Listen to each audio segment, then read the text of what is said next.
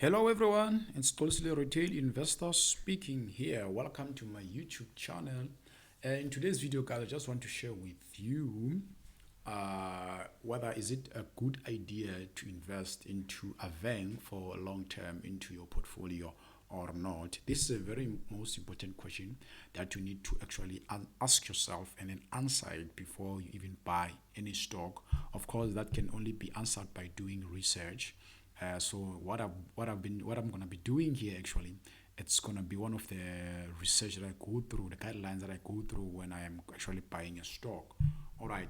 So in this video, I will cover the followings: Aveng's business, what is it that it do actually to make money, and then we'll look at the historical performance of Aveng in terms of the chart, the chart that actually shows the price, and then we'll look at their financial statements, and then I will be checking the revenue and the net income or the earnings per share or the net margins. Then I'll be checking their debt level, then the competitive advantage in terms of return on equity. Then I will be checking the free cash flow.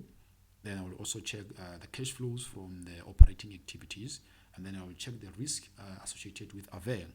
So before I even continue with this video, I would just like to make this disclaimer. I am not a financial advisor. This video is only made for educational purposes only. It's for only educational purposes only, and it's for financial entertainment purposes only.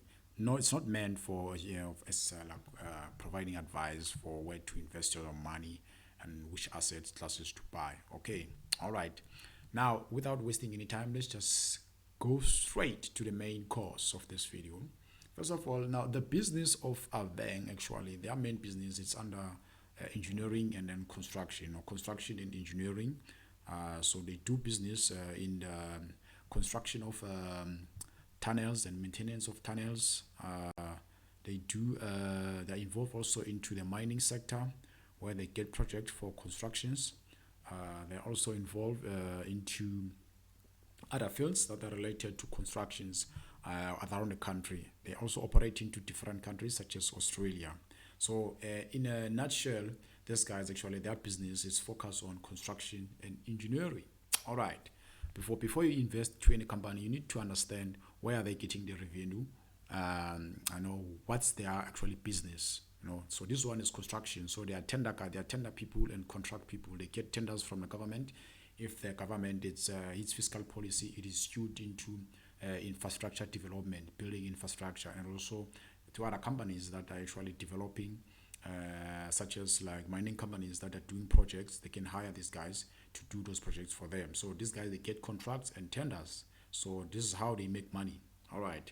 Now, the second part that I highlighted that I'm going to cover now, let's just go to their financial statements and check if it's a good business to buy and hold it for long term. Remember, a good business must have what? It must grow its revenue. It must grow its net income and earnings per share.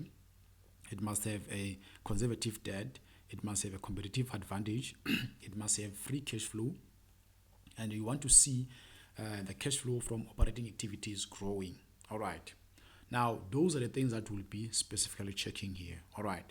But before we even go to their financial statements, we'll go to the historical chart and see how they performed historically by looking at their historical chart that actually shows the price. All right. Now, without wasting any time, let's go to it. All right. Now here I am on the chart. I'm using investing.com.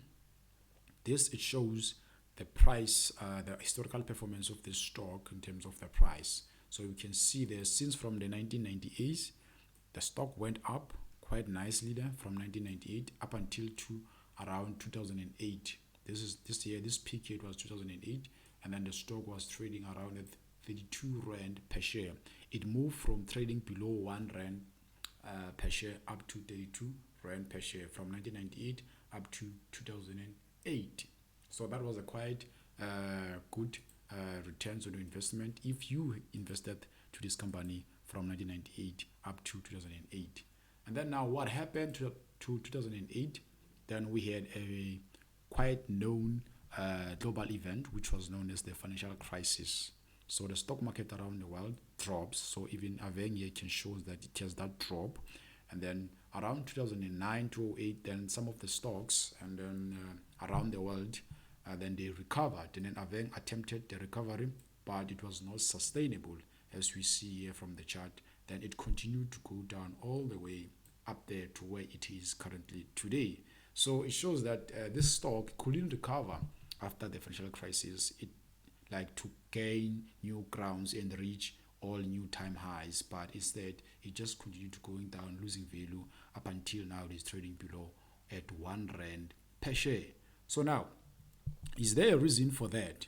We don't know for now, but then we will check that on their financial statements to see if is there any correlation between their price and also to the actually the financial performance from the financial statements, because you can see here there's a quite drop from all the all-time highs at 32 rand per share, or now to where it is currently now below 1 rand per share. So now we want to see that correlation from the financial statements. They must support this.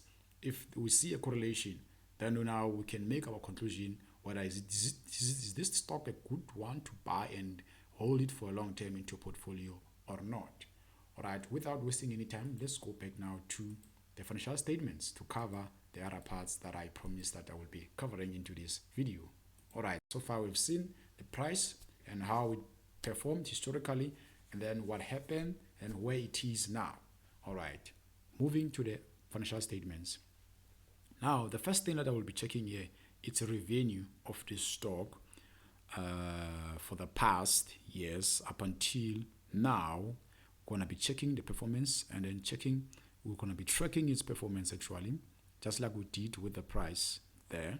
Now, this is what I'm going to be looking here. So just give me a second to locate that portion that shows revenue here. So, yeah, here we are. Here is revenue of the stock. As you can see, the stock, this is 2006, 07, 08, 9, 2010, 11. So it doesn't start from 2000 and actually 1998. So it started 2006, just a 30-year data, so which is also quite good. So here we can see that the revenue actually, it was quite increasing nicely here from 2006. You can see here the figures, they were nice. It was 16,054. These values are in million. And then here again, and there, and then there. You can see the numbers just keep on increasing nicely here. That they were making money, the revenue is increasing. You can see that. That is good. That is awesome. Until 2015, that's where the problem started. You can even see here with this small graph here, that is represented also here with this small graph. The revenue was doing well from 2006, actually from 1998 to 2006, and then now 2008 they were just starting to decline. From 2006, according to these financial statements here, which is the income statements, their revenue was growing up until to 2015. Then from 2015, they started to decline. They started to lose money. They were not making, they were not growing their revenue actually. So now that's a bad sign up until today. So since from 2015, this company has been struggling to make revenue. And now currently it is 2021. So you don't want to be buying such companies, but this is just a small piece of information that is negative, so we cannot conclude based on their revenue only. Now let's go and check another ones, which is the net income. Let's see if they've been making any income or not.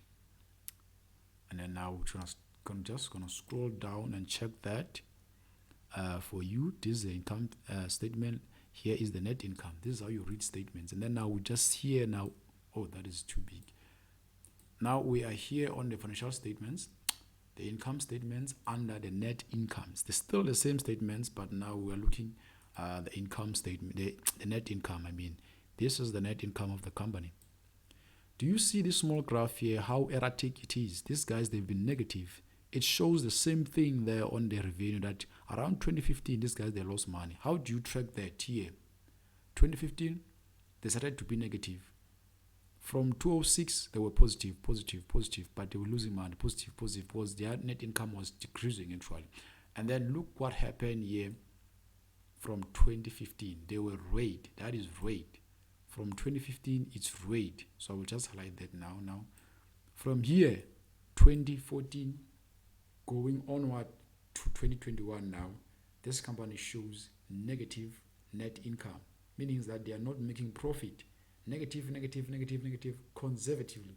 Throughout all these years up until to 2021, there is no net income. They're not making any cash. Now the revenue is bad, the net income is bad. Those now, they are red lights that maybe this is not a good company. But wait for a second, we're not done here. We have to check all the other variables, other parameters that we use to define if a company is good to invest or not. Moving on. Now let's check their actually debt, their level of debt. Do they have conservative debt or too much debt? So when we check debt, we normally compare it with the cash and the cash equivalents.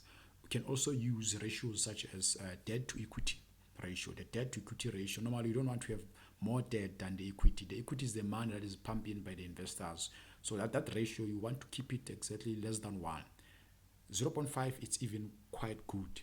You can also check other ratios such as the debt to earnings before tax and the interest and depreciation and amortization.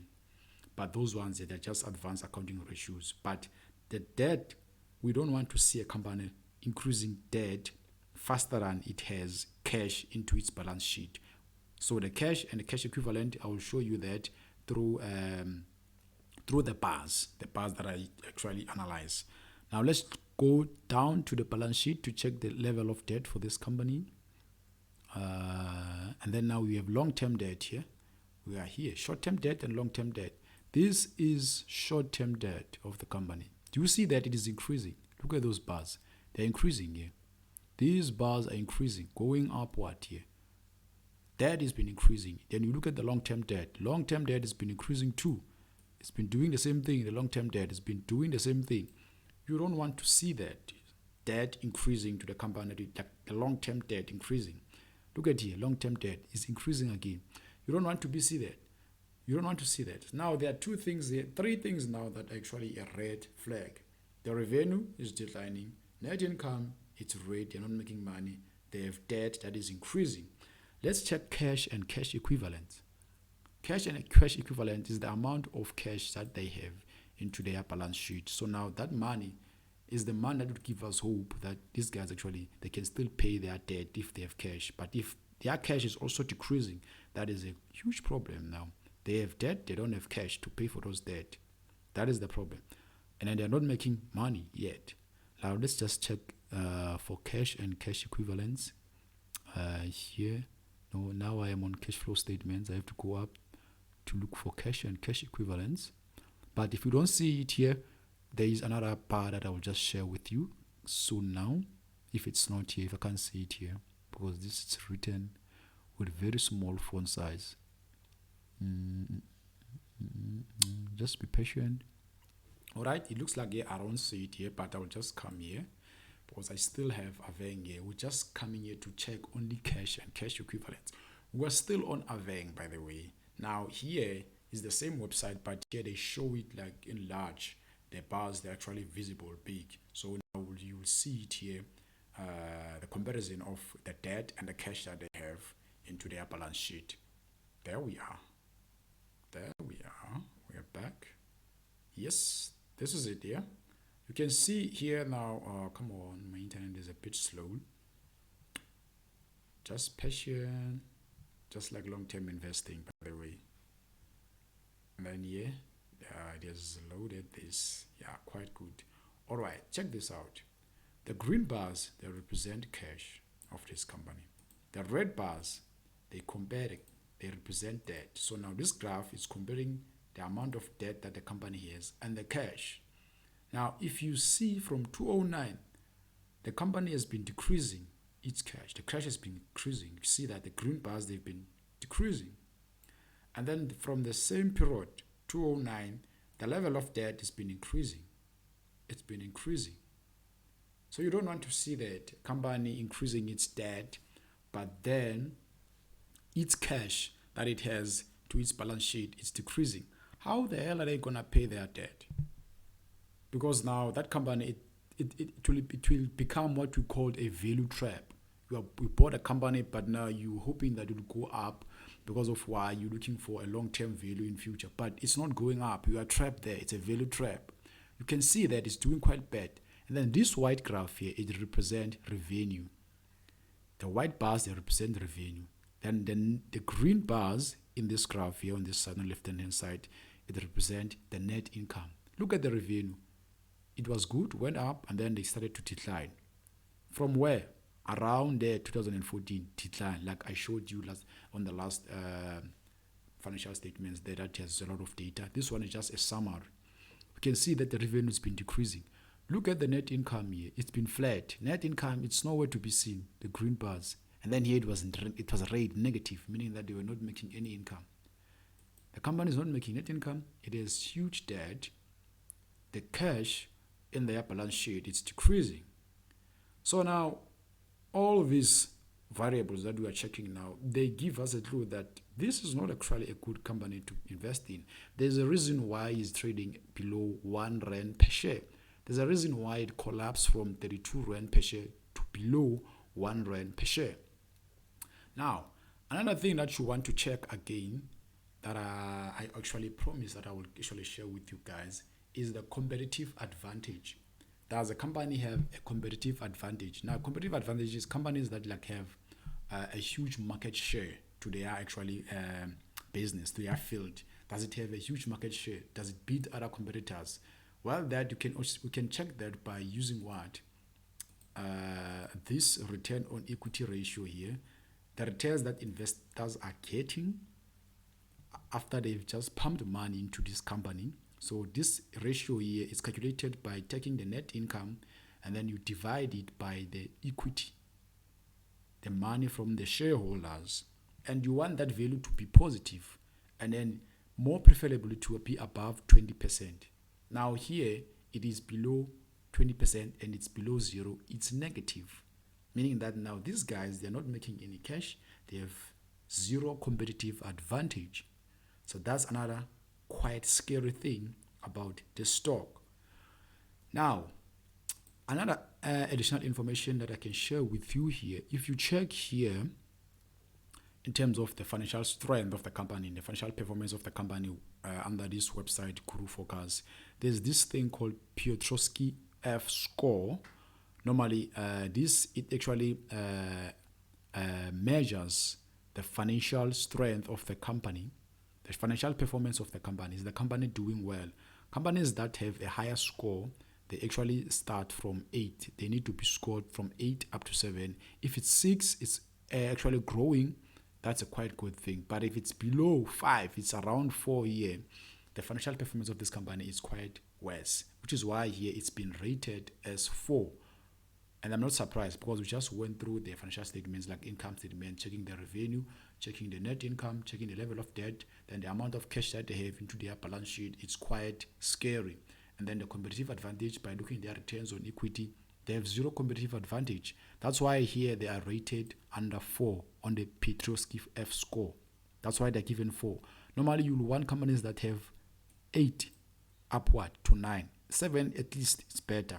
And then now if you check the ultimate Z score, which is another parameter in finance that is used to actually check if the probability of a company for going bankrupt.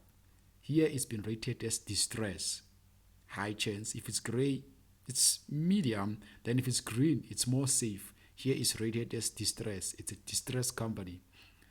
So you can see here actually all this data here, which is provided from the Guru Focus, which is one of the useful financial website for investors. You can subscribe to them and then you do your research using them. I use a lot of websites such as investing.com, Guru Focus, and also Morningstar. So you can see here all these points here, these parameters, these variables that I check, they are leading me into one conclusion that this is not quite a good company to buy. All right. So now let's go to the cash flow statements of this company. We want to check now the free cash flow and the cash flow from operating activities, the activities that they have, the operational activities that they have. We want to see the amount that they are bringing and also the free cash flow. Free cash flow is the amount of cash that the company is going to be left with after the company has paid all the operational expenses that are required for the company to run. How much cash are they have left in reserves? So that cash is important because of why? During events such as the pandemic and also during the financial crisis, whereby now the business is not doing well, but you still have to pay your cost for running the business. You use this cash, which is a free cash flow. You don't have to go up there and look for debt and putting yourself into debt. You use this cash. But a company that is not growing its free cash flow, it has negative free cash flow, is quite a concern, because what if something happens like a pandemic? How are they gonna run the business? Which means now the stock price can just tank and go down all the way down there to the below $1 per share like this one. All right, now let's go to the cash flow statement to check this free cash flow. This is a cash flow statement, and I'm going down here to check the free cash flow. Here I am. This is the free cash flow. This is the figure that I'm looking for, actually, the concept that I'm looking for. Look at the free cash flow of this company. Since from 2009, even since from 2006, their free cash flow, it's been declining, and it's worse, it's red. When it's red, it means that they don't have free cash flow, money that is left aside after they've paid their operational expenses. Look at this. Red, money red, yes. Red. Even from 2006, even though they were positive, their free cash flow was declining, and now it is red. So far, all the variables that I'm using to check if a company is good, I don't even find one that is actually supporting that this company is a good buy. All of them, they're just pointing to the red flag. No, do not buy. Free cash flow is negative. That is worse. Let's check now the cash flows from the operating activities. Cash flow from operating activities now. Are they making any cash from the operating activities? Is the money coming from operating activities or not? This is a cash flow statement. I'm just looking for that. Here, cash flow from operating activities. Let's look at that. This is cash flow from operating activities. The amount that is coming in as cash inflow from operating activities. You can see it doesn't look quite good. It's been decreasing too, just like the free cash flow. It's not looking good. It's red and it's been decreasing. So this company is quite not making any money based on their financial statements, which are out there for the investors to look when they invest and buy them. That's why it's trading below 1 rand per share. Because if it was worth something, big institutions such as hedge funds, mutual funds, and wealthy people, they would be buying the stock, and then they will be buying with huge volumes, and then they will be driving the stock upward. But it's not doing that. It's been populated by retail investors who have no clue of reading financial statements and doing such research. But don't worry, you have me. Just subscribe to my YouTube channel, and then we will share opinions on these stocks. Which one is it good to invest? Which one is not? But remember, I am not a financial advisor. I am only doing this video for financial entertainment purposes only, and for financial education purposes only. All right. So now these guys, they are not growing their free cash flow. Their cash flow from operating activities, it sucks, it's bad. Let's look at the summary now of what I just talked about. You can see here where free cash flow actually here is represented by the green bars, but it's not there. Free cash flow is red. You can see that if it was positive, it was going to be green bars. But you can see there on my cursor here, free cash flow, it's a red bars, it's negative. The net income, it's erratic, it's down. The cash flow from operating activities is the white one, which is small, decreasing. So this graph, actually, it is horrible. It looks exactly like the financial statements that we just checked, but this now, it's a more advanced stuff. It's a summary. And then now let's check the rating in terms of from Guru Focus here. How are they rating this stock? The stock is possibly a value trap. A value trap is a stock that you buy because of you think it's undervalued, but it's not making any money. It's not creating any value, and the share price is not going upward. It just stays there, and then you are trapped there with the stock that you thought was a good investment. Now they rate it as a value trap. They don't value it as a undervalued or overvalued. It's a value trap. It's a possible value trap stock. But of course, the people who are buying the stock, of course, I'm not surprised. It's retail investors who have little knowledge. But this channel is for retail investors to actually educate them. So if you're a retail investor, you want to be better in terms of doing research when investing into these stocks, you better do what? Subscribe and click the like button for this so that this video can be shared by the YouTube algorithm and then can reach other people there who need such content. All right. Now, Let's check AVENG's competitors, because this company, it's not only standing alone. It belongs into a certain sector, and then within that sector, it has competitors. We need to check their competitors. How are they doing? These are the competitors so far, which are listed here by this website. There's CIL. This is a ticker symbol. The other one is SSK. The other one is AVENGA. The one that you're currently looking, it's AG, it's AVENGA. Now, if you check here in terms of the performance of these stocks under the industrials and construction, they are all doing bad. Look at this one. It's the better one. This one, it's red. It's CIL, the ticker symbol. And then the other one, it's this year, the brown one, which is SSK. And then we have AEG, which is our AVENGA here, the blue line. You can see AVENGA, it's even performing worse than its struggling competitors. Even the competitors are struggling too within this industry. And AVENGA, it's even struggling worse. It's performing worse than what? Its competitors. So if you compare AVENGA with these competitors, it's worse. Even their competitors, they're struggling in this industry, in this sector.